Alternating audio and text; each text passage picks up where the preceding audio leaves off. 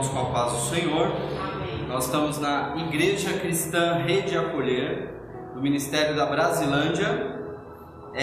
Estamos mais um dia na presença do Senhor para adorá-lo, para bendizer o seu nome, para poder declarar a sua majestade, irmãos. Porque falar sobre Jesus é um privilégio que nós podemos atribuir-nos a nós mesmos, porque Deus ele não escolheu os anjos para pregar a palavra. Os anjos eles eram candidatos a serem os arautos, porque a própria palavra anjo vem do grego angelos, que significa mensageiro. Então o mensageiro de Deus é aquele que leva a palavra de Deus. Só que Deus, ele nos deu o privilégio de dar-nos a incumbência de pregarmos a sua palavra, e não os anjos, amém? Então nós somos privilegiados por poder sermos incumbidos por Deus para sermos participantes da sua palavra. Então eu quero convidar os irmãos a abrirem a palavra do Senhor em 2 Timóteo, capítulo 2, nós vamos ler o versículo 15. 2 Timóteo, capítulo 2, versículo 15. Enquanto você abre, eu vou fazer uma oração. Pai querido, Pai amado, em nome de Jesus, nós te agradecemos por mais essa oportunidade que o Senhor nos dá de nos reunir na Tua presença, de nos ajuntarmos nesta casa, que é chamada casa de oração, porque assim nós a consagramos a Ti. Pai amado, nós te agradecemos por esse privilégio de podermos nesta noite conversar, meditar sobre a Tua palavra. Senhor, nós te pedimos que o Senhor nos dê a compreensão, o Senhor nos dê Pai amado, a porção que o Senhor tem preparado para nós esta noite. Pai querido, em nome do Senhor Jesus Cristo, nós te pedimos, Pai, que o Senhor fale conosco, que o Senhor use do ministério do ensino da palavra para que possamos absorver aquilo que foi preparado para nós esta noite. Pai querido, eu repreendo toda a obra do diabo, eu repreendo todo inimigo do Evangelho, e que a Tua bênção seja sobre as nossas vidas e sobre todos aqueles que estarão acompanhando esta ministração, seja no livro, seja na internet, no YouTube ou no Facebook. Pai querido, que a Tua bênção ela seja notória e ela seja, Senhor, irrevogável sobre a vida do Teu povo. Em nome do Senhor Jesus Cristo. Amém. E graças a Deus. Amém, irmãos? Glória a Deus. Então, essa mensagem de hoje, ela é a primeira ministração do livro Esboços para a Pregação. Ela é a primeira. Porque nós, ao organizarmos este livro de esboço, decidimos iniciar com esta mensagem. Essa mensagem, meus irmãos, ela tem um tema que é Arautos do Rei Jesus. Arautos do Rei Jesus. Se você já acompanha o nosso Ministério de Ensino da Palavra, o nosso Ministério de Ensino, nosso seminário bíblico, ele leva o título de Querix. Então, o Seminário Bíblico Querix. E é nessa perspectiva que você vai aprender hoje algumas coisas sobre esta palavra que foi batizado o nosso seminário. Amém? Paz do Senhor, Deus abençoe. Então, o primeiro texto base aí que nós vamos ler é 2 Timóteo, capítulo 2, versículo 15. Segunda carta de Paulo a Timóteo, capítulo 2, versículo 15, diz assim: porventura, vou ler de novo. 2 Timóteo, capítulo 2, versículo 15, diz assim: procura apresentar-te diante de Deus, aprovado como obreiro que não tem de que se envergonhar, que maneja bem a palavra da verdade. Então, talvez você já deve estar aí percebendo qual é o propósito da mensagem hoje, da ministração de hoje, que é acerca da pregação da palavra de Deus. Aqui o apóstolo Paulo, ele orientando o seu discípulo Timóteo, que era um pastor, ele diz: olha, Timóteo, procura apresentar-te. Apresentar-se significa que você está se colocando diante de pessoas. Então, apresentar-se diante de pessoas e também diante de Deus, porque aí ele completa o versículo, ele diz: procura apresentar-se diante de Deus aprovado. Ele coloca aqui uma condição de prova, irmãos, em que o apóstolo Paulo, ele diz para que Timóteo se apresente diante de Deus aprovado como um obreiro que não tem do que se envergonhar. Não ter do que se envergonhar, irmãos, é porque a palavra do Senhor, muitos têm sim envergonhado do próprio Evangelho de Jesus. Lá em Romanos, no capítulo 1, a palavra do Senhor diz no versículo 16: porque eu não me envergonho do Evangelho de Jesus Cristo, porque é o poder de Deus para a salvação de todo aquele que crê. Então, se o apóstolo Paulo, ele traz essa narrativa de que ele não se envergonha do Evangelho, e agora ele fala para Timóteo que ele deve se apresentar diante de Deus como obreiro que não tem do que se envergonhar. Então, irmãos, nós podemos inferir nesta interpretação de que Paulo está preocupado com a questão da palavra de Deus, da pregação da palavra de Deus. Que Timóteo ele não podia se envergonhar de pregar a palavra, de abrir a boca e falar de Jesus. E hoje, meus irmãos, nós vemos muitas pessoas se envergonhando da fé que professam, se envergonhando de dizer que é cristão. Muitas vezes, até no ambiente de trabalho, nós trabalhamos muitas vezes com uma pessoa, um tempo muito grande, muito longo com uma pessoa, e aí depois de muito tempo nós vamos descobrir que a pessoa é cristã, né? Então nós vemos que essa questão que Paulo coloca é uma questão real, e que as pessoas elas se envergonham realmente de dizer que são cristãs, porque o ser humano, meus irmãos, nós temos uma necessidade de sermos aceitos. Essa necessidade de ser aceito, ela está intrínseca dentro da nossa alma.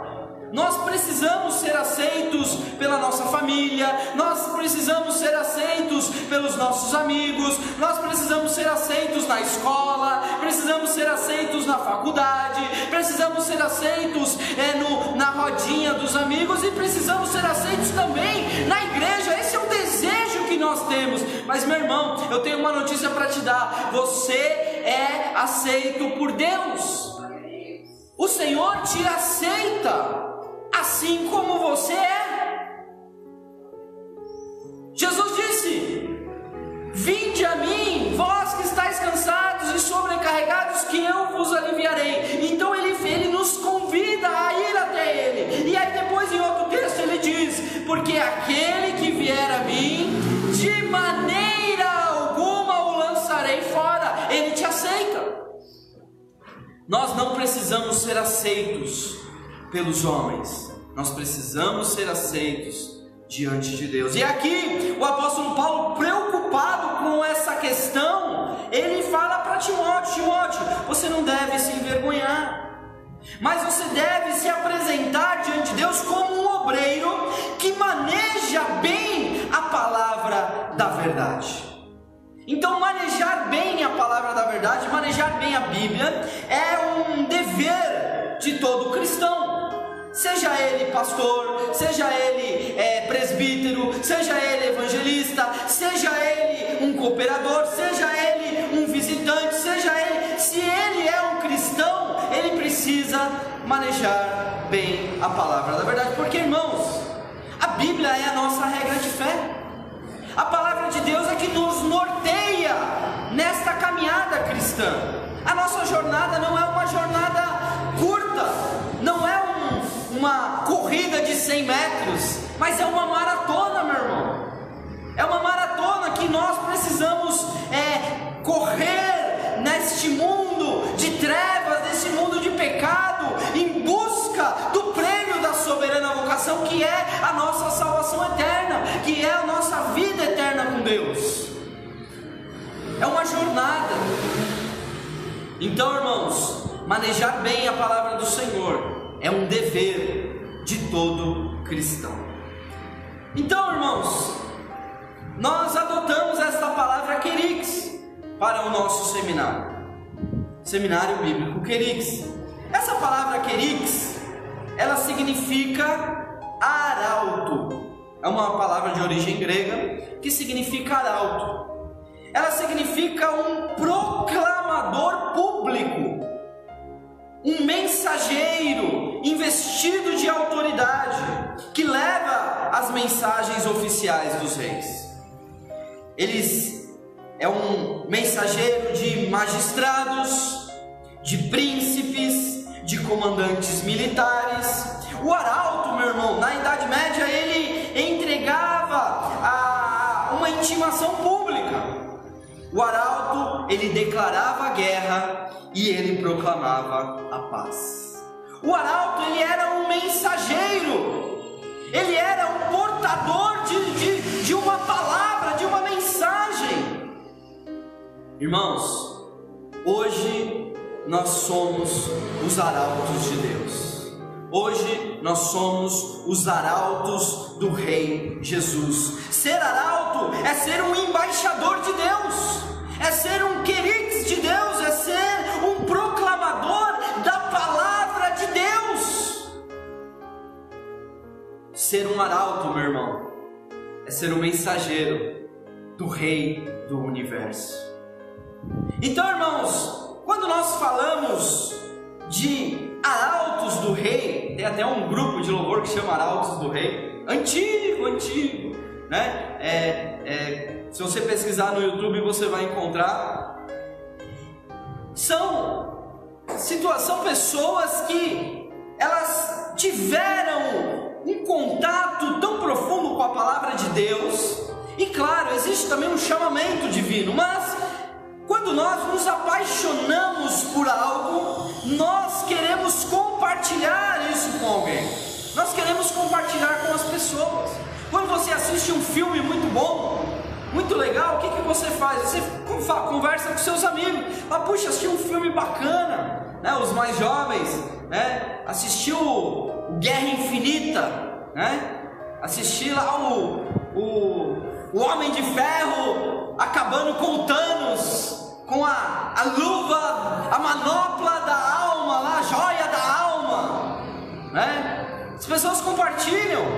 Meu filho mais novo, se você quer ter assunto com ele, começa a falar sobre essas coisas, porque aí ele começa a destrinchar tudo, porque é algo que ele gosta, é algo que ele se apaixonou e ele quer compartilhar. Isso acontece conosco, cristãos. Nós precisamos nos apaixonar pela palavra de Deus. Irmãos, a Bíblia não é um conto de histórias.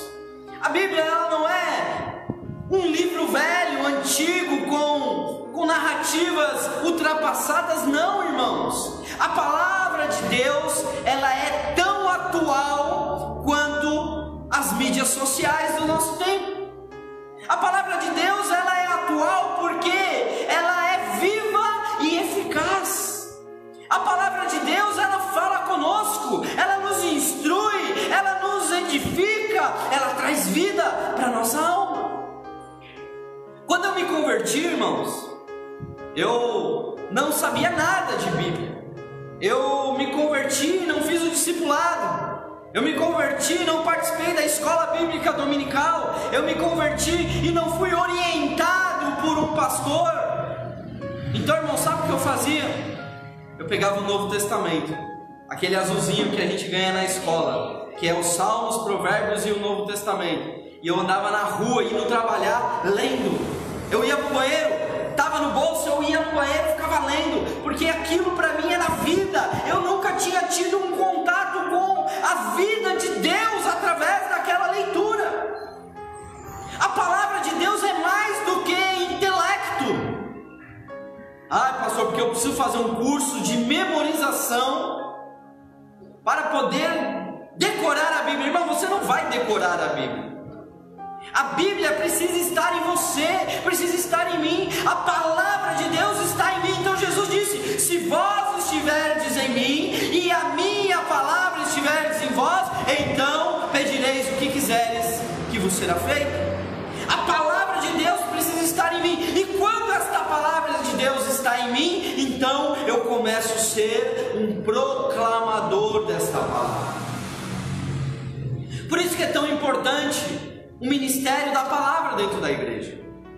Porque às vezes nós vemos as igrejas, algumas igrejas, não vamos generalizar, algumas igrejas pentecostais ao extremos, que fazem cultos de profecias e não se prega a palavra nesse culto, porque a palavra acabou para alguns ministérios ficando em segundo plano. Isso, irmãos, não pode ocorrer no nosso meio cristão, independente da denominação, porque Deus levantou pastores e mestres. Pastores e mestres para o quê? Para conduzir a igreja no ministério da palavra de Deus, para ministrar a palavra de Deus.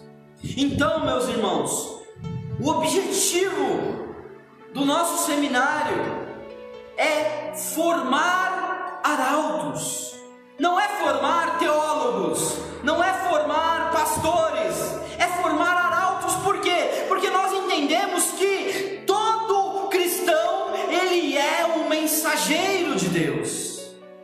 Ele precisa entender que Deus nos chamou: ide por todo mundo e pregai o evangelho a toda criatura.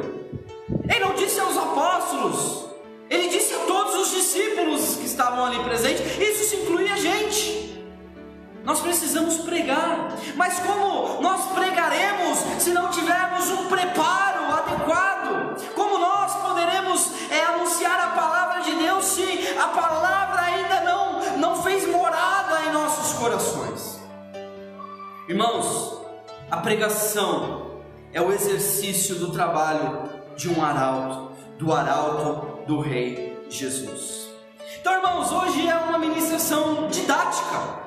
Se você está assistindo essa mensagem porque você adquiriu o livro Esboços para a Pregação, isso significa que você está vendo a primeira mensagem, a primeira ministração, e o objetivo desta primeira ministração é que você seja um arauto, que você esteja com esse livro em mãos para pregar a palavra de Deus. Então essa primeira mensagem, ela está destinada a falar sobre pregação. Como é essa questão da pregação? O primeiro ponto aqui que eu quero expor é a questão do objetivo da pregação. A pregação, irmãos, ela se destina para almas sedentas, porque a vida está na palavra de Deus. Então, quando uma pessoa se converte, ela estava morta dos seus pecados e delitos, e quando ela começa a ouvir a palavra de Deus, ela começa a encher-se de vida de Deus, e é como se aquela palavra começasse a saciar uma sede que ela tinha a vida inteira e não sabia como saciar, aquele vazio, sabe? Que começa a ser preenchido com a palavra de Deus. Então, existe um objetivo na pregação da palavra de Deus, que é encontrar e saciar a sede daquele que é sedento. Outra coisa que a palavra de Deus, a pregação busca, ela busca o crescimento espiritual daqueles que ouvem a palavra. Então, por isso que eu não posso, como pregador, é ter tão somente um discurso eloquente. Eu não posso aqui começar tão somente expor termos técnicos teológicos de línguas originais, de grego, hebraico, aramaico, e você vai estar sentado me ouvindo dizendo: nossa, como o pastor é inteligente, como ele conhece a palavra, mas você não vai estar absorvendo nada, porque não passa de um discurso eloquente. A pregação vai além disso. Como pregador, a minha preocupação é que você cresça espiritualmente. Como pregador, a minha preocupação é que a sua vida espiritual ela encontre um patamar em que você vai ter um encontro com Deus. Irmãos, a Bíblia diz: conhecereis a verdade e a verdade vos libertará. Irmãos, para pregar a palavra, nós podemos ser usados por Deus, desde o menos preparado até o mais estudado. A unção de Deus, ela é o principal para a pregação da palavra. Porém, nós precisamos compreender que existe uma responsabilidade para aquele que prega a palavra. Uma responsabilidade que nos impulsiona a uma postura de dedicação. Porque se eu não tiver uma postura de dedicação, sabe o que vai acontecer? Eu não vou conseguir entregar a palavra que Deus quer que eu entregue.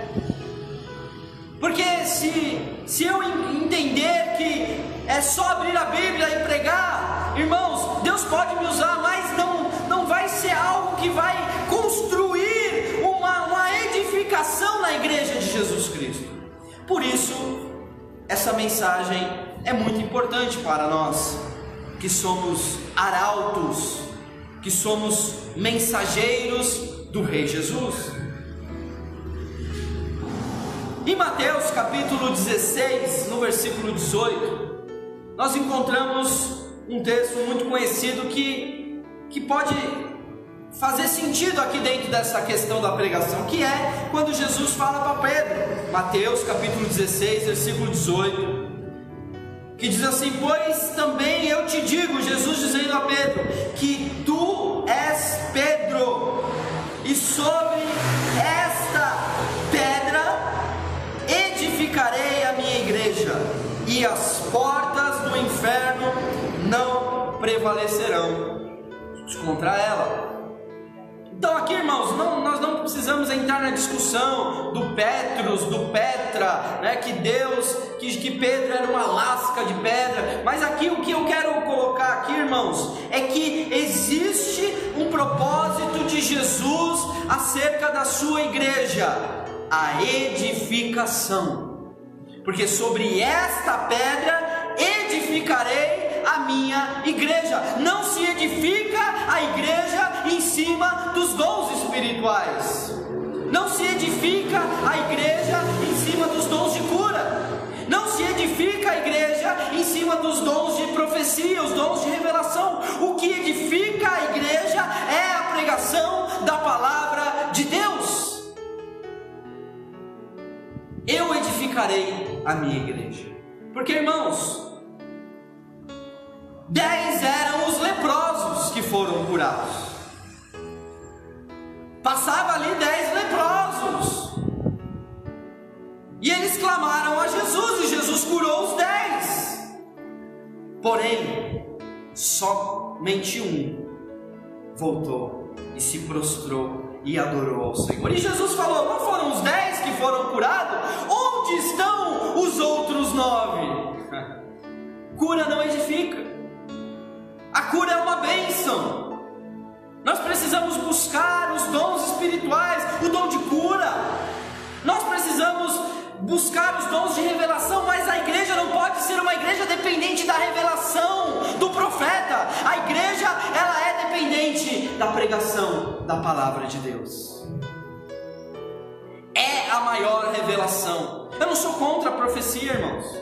Eu não sou contra os dons do Espírito. Eu busco os dons do Espírito. Porém, a Bíblia nos fez um chamado para sermos arautos, mensageiros do Reino. Amém? Então eu quero aqui, de forma prática, didática, expor para você que me assiste, que me ouve aqui na igreja, a estrutura do sermão. Eu quero te ajudar com esta mensagem, para que você tenha um vídeo que você possa ouvir muitas vezes, de como preparar um sermão. O tema dessa mensagem é os arautos do Rei Jesus. E para sermos arautos, para sermos mensageiros, precisamos nos esforçar e nos empenhar em preparar mensagens. Então é sobre isso que eu quero falar hoje. Então, irmãos, primeiro ponto, conhecendo aqui a estrutura, nos fala o seguinte: uma comparação. O homem, nós temos um esqueleto, amém, irmãos? Nós temos um esqueleto.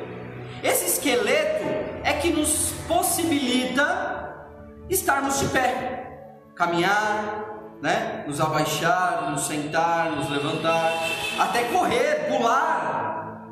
O nosso esqueleto nos sustenta para isso. E se nós não tivéssemos esse esqueleto, o que nós seríamos? Nós seríamos uma coisa informe, uma coisa caída, como disse a Paulo. Nós seríamos uma coisa assim solta, murcha, né? A gente estaria derramado, nós estaríamos espalhados, porque é o nosso esqueleto que nos sustenta. No sermão, numa mensagem, irmãos, é a mesma coisa. A estrutura da mensagem que você está preparando para ministrar, ela precisa ter um esqueleto, ela precisa ter uma estrutura que vai sustentar a sua linha de raciocínio, que vai sustentar a capacidade da igreja de compreensão. Tem alguns irmãos que, quando ouvem uma pregação, fecham os olhos, amém? Tem alguns irmãos que estão ali ouvindo a pregação e fecham o olho. Eu prefiro usar todos os meus sentidos quando eu estou assistindo, quando eu estou ali recebendo uma ministração. Por quê? Porque a palavra, ela precisa entrar em mim e ela precisa também passar pelo meu intelecto. Ela também precisa entrar na minha alma e curar e transformar a minha alma acerca da minha compreensão da palavra. Porque como que eu vou ser um arauto se eu não compreendo aquilo que eu ouço? Por isso que o pregador, ele não pode simplesmente pregar desconectamente, citar versículos e falar palavras de ordens, palavras, sabe, de efeito. Não, irmãos, precisa haver um esqueleto, precisa haver uma estrutura. Irmãos, para facilitar essa elaboração, nós vamos passar aqui por alguns elementos, alguns pontos que você pode usar para fazer um sermão. Existem estudos, se você quiser estudar mais profundamente isso, se chama homilética, né? É a arte da pregação. Então a homilia, né? A pregação, a mensagem. Então você procurar dentro da teologia, isso se chama homilética, que é o estudo da pregação. E paralelo à homilética, nós temos também a hermenêutica, né? Que é o estudo da palavra ali, a arte da interpretação da palavra. E ainda, paralelo com a hermenêutica e com a homilética, nós temos a exegese, que é um termo que vai nos orientar a como encontrar o sentido, não desprezando o contexto cultural, não desprezando o contexto gramatical, compreender, fazer uma exegese, um estudo aprofundado de determinadas palavras da palavra de Deus, da Bíblia. Amém? Mas aqui não é uma regra, aqui é uma maneira que eu geralmente preparo os meus sermãos e que você pode tomar aí como base, mas não que seja uma regra você seguir todos esses pontos. O primeiro elemento é o tema. Por que é importante eu dar um tema para a minha mensagem? Primeiro, que isso vai organizar o meu objetivo dentro do meu sermão. Eu vou conseguir compreender o que o meu sermão precisa dizer. E também os ouvintes, aqueles que ouvem, eles vão começar a compreender, pelo menos ter uma ideia do que você vai falar. O tema da mensagem, geralmente você desenvolve por último. Às vezes Deus já te dá o tema, você já constrói o sermão baseado no tema, mas às vezes o tema vai vir por último. Mas é importante que você mencione o tema em primeiro, assim que você começa a ministração, porque o tema vai dar essa ideia do que será falado. Por isso que eu falei, o tema da mensagem é os arautos do Rei Jesus. Eu expliquei o que era arauto e agora a minha base para essa ministração é sobre a pregação da palavra, o preparo desta palavra de Deus, desse sermão. O segundo elemento é o texto base. Por que é importante ter o texto base? Porque o texto base, ele vai pressupor que a fonte daquilo que você vai começar a ministrar é a palavra de Deus. Porque nós temos muitas palestras, né, irmãos?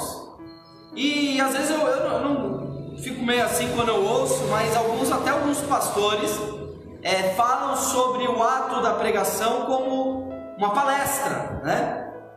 Eu não gosto muito disso, porque se confunde a palestra com o elemento da fonte dessa mensagem que está sendo dita. Então, se eu vou fazer uma palestra sobre pensamento positivo, sobre autoajuda, isso para mim qual é a fonte disso? É um livro? É um curso? É um autor específico? Por isso que é importante termos o texto base, que vai dar essa ideia de que eu e você vamos ouvir uma palavra de Deus. Amém, irmãos? O texto base, ele vai demonstrar que aquilo que você vai começar a falar é a palavra de Deus, ainda que o seu sermão tenha muitos outros textos, mas o texto base é o pontapé inicial que vai vai dizer qual é a fonte. Nós temos depois a introdução. O que eu fiz nesse sermão aqui que estou ministrando hoje?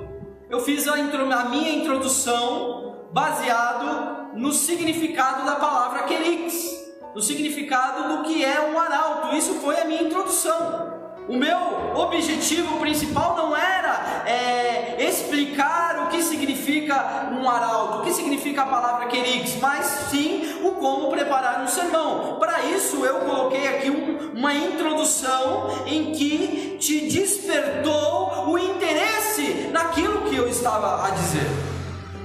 A introdução ela é importante, porque na introdução é como se fosse a pista de decolagem de um avião, né? O avião ele começa devagar, ele começa ali taxiando, e aí de repente ele entra na pista e ele começa a pegar velocidade, e aí quando você vê ele decola. A introdução é isso. Porque se eu no meu sermão, na minha ministração, eu pregar aqui falar uma introdução desanimada, daqui a pouco eu vou começar a ver os irmãos abrindo a boca, os irmãos levantando para ir beber água, os irmãos levantando para ir no banheiro, os irmãos olhando no celular, os irmãos olhando no relógio. Amém, irmãos? Então uma introdução mal feita pode ser o desastre da sua ministração. Porque aqui, irmãos, nós estamos em poucas pessoas, mas imagina você ministrar para 100 pessoas, para mais de 100 pessoas, como trazer a atenção das pessoas para que ela receba a vida de Deus. Então a introdução ela traz essa prerrogativa de que você vai despertar o interesse das pessoas, falar, opa, o que ele vai falar é importante, deixa eu prestar atenção. Amém? A introdução ela pode ser curta, a introdução ela pode ser até algo um pouco desconectado do tema principal. A introdução ela pode ser uma informação só do tema que vai só despertar esse interesse. Como eu falei, a pista de decolagem. Depois que decolar, aí você vai poder deslanchar aí na sua ministração. Um ponto importante, irmãos, na hora da elaboração do sermão é uma palavrinha chamada proposição. O que é a proposição? A proposição, irmãos, é a mensagem que o pregador recebe de Deus. A proposição é como se fosse a alma do sermão.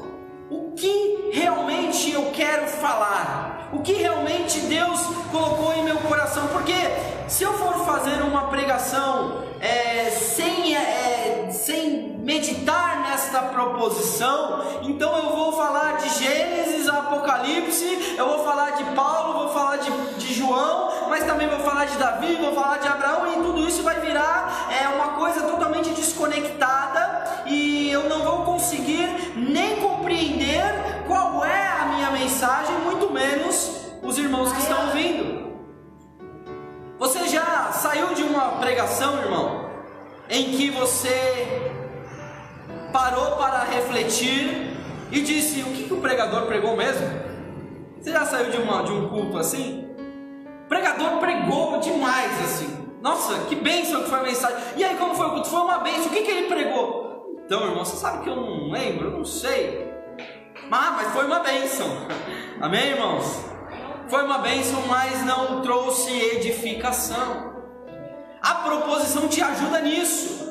Te ajuda a você, como pregador, compreender qual é a mensagem que Deus quer falar com a igreja. Amém? Então é a alma do sermão.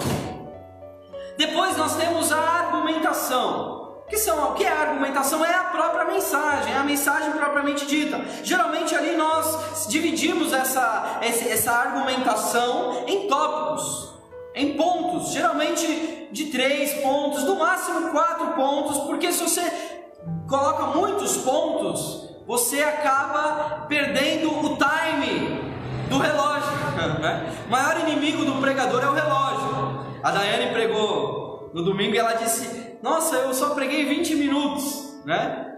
Preguei 20 minutos, amém. Foi aquilo que tinha. Talvez se você tivesse estruturado a sua mensagem de uma maneira um pouco mais organizada, 20 minutos seria só para a introdução. Então a argumentação, como que eu faço a minha argumentação? Se você estiver pregando uma mensagem temática, então isso vai te levar a buscar versículos bíblicos que vão embasar ao seu tema. Então, por exemplo, se você quer falar sobre o amor incomparável de Deus, né? A sua introdução vai ser sobre o amor. O que é o amor? Quando as pessoas amam filhos, as pessoas amam parceiros, as pessoas se casam por amor. Mas o amor de Deus, ele é incomparável. Eu não tenho como comparar o amor de Deus com o amor de um cônjuge ou com o amor de um filho. Então você percebe que eu já dei a minha introdução, eu já estabeleci a minha proposição, que é dizer que o amor de Deus é incomparável. Aí qual vai ser a minha argumentação? Eu posso dizer, por exemplo, no meu primeiro tópico, que Deus é amor. Deus, ele não tem amor, Deus, ele é amor. Então onde eu vou embasar essa minha argumentação? Eu estou afirmando que Deus é amor, que Deus não tem amor, mas ele é amor. Eu vou lá na Bíblia, vou encontrar o versículo lá em João, em 1 João, que vai dizer: Deus é amor. E aí eu cito esse versículo, que é o embasamento da minha argumentação. O meu segundo ponto poderia ser que Deus, ele compartilha o seu amor, né? Ele compartilha o seu amor. E como eu embasaria essa minha argumentação que Deus compartilha esse amor com o homem? Porque Jesus, ele disse: porque assim como eu e o Pai somos um, há um versículo que diz isso, que eu e eles e os discípulos também sejamos um. Então, se existe uma unidade entre Deus e a sua igreja, então eu posso argumentar que Deus, ele compartilha o seu amor conosco. Um outro texto que também poderia ser usado para essa argumentação de que Deus compartilha o amor é quando Jesus diz: um novo mandamento vos dou, que amem uns aos outros como eu vos amei. Se Deus amou o homem e ele diz que nós devemos amar uns aos outros como ele nos amou, isso já embasa a nossa argumentação de que Deus compartilha o seu amor, que é possível que possamos amar como Deus ama, mas o amor de Deus é incomparável. Aí nós podemos fechar, por exemplo, nesse tema, né? O amor incomparável de Deus, que Deus, ele manifesta o seu amor. E como eu vou poder argumentar? Com o famoso João 3,16, que Deus amou o mundo de tal maneira que deu o seu Filho unigênito, que entregou o seu Filho unigênito, para que todo aquele que nele crê não pereça, mas tenha vida eterna. O amor de Deus, o auge do amor de Deus, ele foi manifestado na cruz do nosso Senhor Jesus Cristo. Ele é a manifestação máxima do amor de Deus. Eu construí um sermão aqui na minha cabeça agora, para você como um exemplo, sem pesquisar, sem meditar. Você percebe que essas minhas 3 argumentações, elas são crescentes. Primeiro eu defini o que é o amor, que Deus é amor. Deus não tem amor. Isso é uma informação relevante, porém ela vai crescendo. Então, se Deus é amor e ele compartilha o seu amor comigo, logo a manifestação máxima do amor de Deus está em Cristo. Você está crescendo na sua argumentação. Você começa pelos argumentos menos fortes, vamos dizer assim, que todos são importantes, mas o mais forte para o final. Amém, irmãos? Não sei se está ficando claro, né? Mas é simples. Parece que às vezes a pessoa vai preparar um sermão e ela fica todo perdido. Vem tanto versículo na cabeça, mas às vezes o muito complica. Às vezes tem tanto texto, tanto versículo que você se perde. Então é muito melhor que você reduza as suas argumentações e foque nessas argumentações e pregue essas argumentações. Porque, irmãos, se você tem o sermão na mão, esses 3 pontos que eu citei aqui e 3 versículos, você tem sermão por 1 hora aí. Porque na hora que você começar a ministrar, vem o elemento principal, a unção, vem o elemento principal, a inspiração de Deus, e você vai começar a lembrar de coisas, você vai começar a ter inspiração de coisas que Deus está colocando no seu coração, está te direcionando para falar aquilo para a igreja. E é na hora, não é nada programado. Deixa eu pregar aqui para o espelho, né? E eu prego aquilo que eu vou falar, né? Eu fico aqui decorando aquilo que eu vou falar. Não, irmão, se você fizer isso, você vai se atrapalhar ainda mais. Por isso, um sermão de 3 pontos é a melhor maneira de se argumentar aquilo que Deus colocou no seu coração, amém? Aí depois nós temos a conclusão, amém? A conclusão. Então, você começou ali na introdução, né? A pista de decolagem, você decolou com o avião, você está lá, voando, né? Voando cada vez mais alto, porque você está ali nas suas argumentações. E aí, de repente, quando você está no auge das suas argumentações, você está chegando no objetivo principal. E aí você tem que pousar o avião. Muitos pregadores começam a pregar e não conseguem terminar. Muitos pregadores deixam a igreja enfadada muitas vezes porque o relógio vai passando a hora e ele não consegue concluir. E é Deus que está falando, é Deus que está falando, amém, irmãos? Porém, uma conclusão, ela precisa ser também um tema na cabeça do pregador, eu preciso entender como eu vou terminar o meu sermão.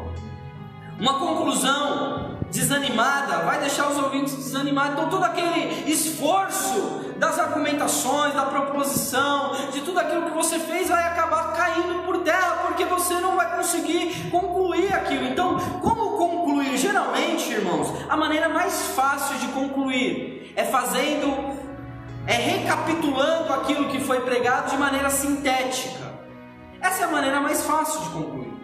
Então, se você tem aqui no papel, que está aqui no teu esboço, 3 pontos, você vai concluir como? Recapitulando sumariamente esses pontos e trazendo ali a pregação, porque o que é pregar? Como que se prega, irmãos? Um prego, você pega um prego, você coloca na madeira, aí você vem com o martelo, o que você faz? Você dá uma martelada só, o prego já entra na madeira? Não. Só lá naquele programa do Silvio Santos que tinha antigamente, vocês lembram? São meio tiozinhos já, irmãos. Tinha lá o programa do Silvio Santos que você tinha que martelar o prego lá em 3 marteladas no máximo, né? Mas o prego bem pregado, começa devagar, você vai, quando finca na madeira, aí você mira bem o prego, e você vai pregando, até que o prego entra na madeira. A pregação é isso, irmãos. Nós precisamos recapitular, e a conclusão que você recapitula, isso traz o quê? A fixação daquilo que foi ministrado, e a pessoa sai sabendo do que foi pregado. O que pregou lá na igreja? Não, pregou sobre o amor de Deus, o amor incomparável de Deus. Mas o que falou? Não, falou que Deus é amor, falou que Deus ele compartilha esse amor com as pessoas, e que a expressão máxima do amor de Deus é Cristo. Olha que simples, olha que simplicidade, e olha a riqueza de um sermão como esse. Amém, irmãos? Então, o menos muitas vezes é mais. E por último, não é muito usado por todos os pregadores, mas é aconselhável em determinadas situações, que é o apelo. Na minha compreensão, o apelo ele precisa ser feito por um evangelista. Por quê? Porque o pastor pregou a ministração, o pastor pregou ali, entrou com as argumentações, ensinou a palavra de Deus, e o evangelista ele tem uma unção diferenciada para poder exortar a igreja a corresponder àquela palavra que foi feita. Então o apelo não é simplesmente, quem quer aceitar Jesus, levanta a mão. Porque se você simplesmente simplifica o seu apelo no ato de levantar a mão, irmãos, muitas pessoas levantam a mão por um impulso emocional. E esse negócio de você quer aceitar Jesus é uma coisa meio complicada também, né? Fazer o apelo dizendo, quem aqui quer aceitar Jesus como seu Senhor e Salvador? Como assim, irmãos? Não sou eu que tenho que aceitar Ele, não, é Ele que me aceita. Eu me rendo a Ele, eu me entrego a Ele, eu reconheço que sou um pecador, eu reconheço que Ele me salvou, eu reconheço que na cruz de Cristo os meus pecados estão perdoados. Isso é aceitar Jesus. Não basta pessoas levantarem as mãos e vir o obreiro lá com um caderninho. Qual que é seu nome? Qual que é seu e-mail, seu WhatsApp, para eu te colocar no grupo da igreja? Irmãos, o Evangelho é muito mais sério do que se simplifica com um apelo desse, irmãos. O Evangelho não é só você frequentar uma igreja. O Evangelho é você ter um encontro verdadeiro com Jesus Cristo, o Rei dos Reis. O Evangelho é você aprender a amar Jesus de todo o seu coração. O Evangelho, ser cristão, vai muito além de frequentar uma igreja, porque tem muitos cristãos aí fora que não estão na igreja, mas que são tementes a Deus, que amam a Deus, que creem em Deus. E pasmem, irmãos, naquele grande dia muitos frequentadores de igreja não vão estar lá. E naquele grande dia muitos que mal frequentaram a igreja vão falar: eu amo Cristo, eu compreendi a mensagem, eu me arrependi dos meus pecados, eu me posicionei como um cristão, deixando de mentir, deixando de roubar, deixando de falar palavrão. Eu me posicionei, eu acreditei, e é isso que vai nos levar para a glória. Porque tem muita igreja, irmãos, que está... A palavra igreja vem, né? A religião, a palavra religião vem do latim religare. E essa palavra poderia ser interpretada como um mecanismo que Deus liga as pessoas a Deus novamente, né? A igreja, como se a igreja fosse o que liga as pessoas a Deus. Irmãos, não é. A religião muitas vezes tem afastado as pessoas da verdadeira e genuína fé em Jesus Cristo. Porque a mensagem de Deus, ela é simples. Até uma criança ela pode assimilar. Mas por que estamos na igreja então? Porque é na igreja que nós podemos exercitar o nosso amor. É na igreja que nós podemos estar na comunhão da ministração e no compartilhamento das verdades de Deus. Tudo bem, hoje a gente tem YouTube. Tem muito cristão que está lá no YouTube. Nós estamos ministrando aqui no Facebook, no YouTube. Tem muitas mensagens já aí na rede. Se você parar para ouvir, você vai ser abençoado. Ah, mas eu não estou na igreja, não tem problema, você vai ser abençoado do mesmo jeito. Porque é a palavra de Deus sendo pregada. Não é a religião que aglomera pessoas. Nós precisamos de uma igreja. Nós precisamos estar aqui. Nós precisamos buscar a Deus juntos. Nós precisamos adorar a Deus. Você precisa ser um arauto de Deus. Mas ser um arauto de Deus na igreja é fácil. Há muitos arautos que estão nas esquinas, que estão nas praças, que estão nos interiores dos ribeirinhos do Amazonas.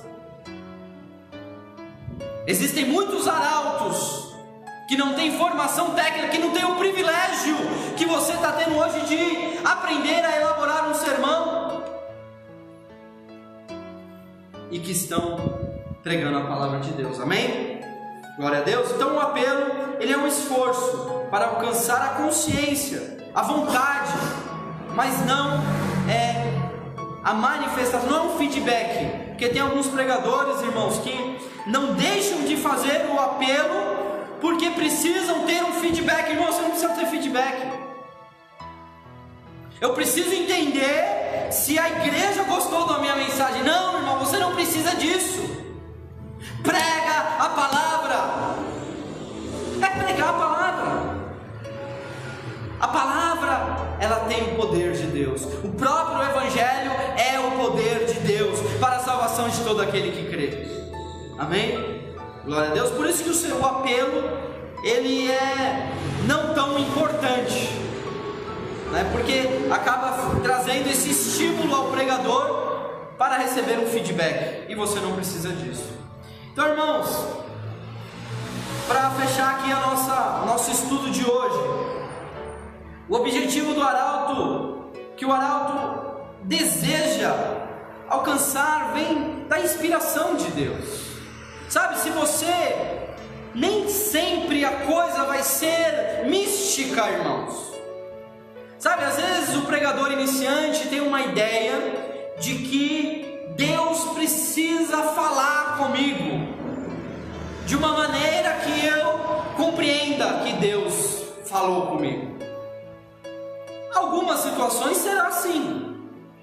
Teve situações que eu fui ministrar, que eu fui pregar, e Deus me deu o texto, eu senti aquele versículo no meu coração de maneira muito forte, e aí eu falei para Deus: Deus, eu preciso encontrar esse texto. E aí eu abri a Bíblia, na hora veio o texto. não tinha dúvidas que era Deus. Porém, irmãos, nem sempre será assim.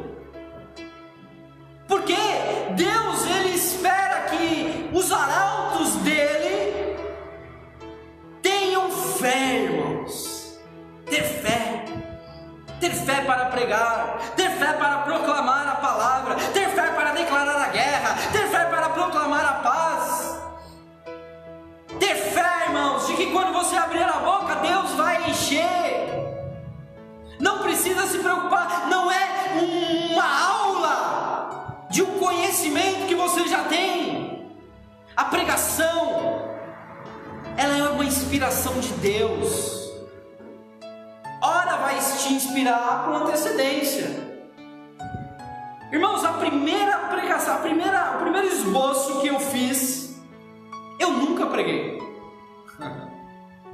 Eu tenho ele impresso, eu não tenho nem ele digitado, eu tenho ele impresso, um sermão em Levítico. Foi o primeiro sermão que Deus me deu, associando alguns versículos ali, e eu nunca preguei aquele sermão. O dia que eu pregar, vocês vão saber, vocês vão falar assim, vocês vão ouvir, esse é o primeiro esboço da minha vida cristã. Se eu me converti em 2006, então tem aí mais de 10 anos, né? Que eu recebi essa mensagem e nunca preguei. Por que Deus faz isso? Não sei. E talvez você nunca vai saber. Mas o que você precisa ter é fé. Sabe, irmãos, uma coisa que eu tenho no meu coração, e eu encerro por aqui, só vou citar mais 2 versículos, é que um obreiro, irmãos, nunca deve, eu não diria que nunca pode, mas nunca deve rejeitar uma oportunidade de falar a palavra de Deus. Nunca rejeite uma oportunidade. Se o pastor Silas Malafaia te mandar uma mensagem no Facebook, falar, irmão, eu não te conheço, mas Deus mandou te convidar para pregar aqui no Rio de Janeiro, na Assembleia de Deus. Me dá o número da tua conta, eu estou depositando agora o dinheiro da passagem do avião, você tem que estar aqui às 18 horas do domingo, você vai pregar para uma multidão de 300, 500 pessoas. Não rejeite, porque se isso está acontecendo na sua vida cristã, é porque Deus está te preparando e Ele tem uma mensagem para falar através da sua vida. Mas eu não sei o que vou pregar, não tem problema. Pastor, eu não consegui desenvolver o meu sermão, não tem problema. Levanta a cabeça, abre a boca, que Deus vai te encher. Amém? Glória a Deus. E eu encerro aqui com 2 versículos. O primeiro é Provérbios, capítulo 13, versículo 14, que diz assim: o ensino do sábio é fonte de vida para desviar dos laços da morte. Vou repetir, Provérbios capítulo 13, versículo 14. O ensino do sábio é uma fonte de vida para desviar dos laços da morte.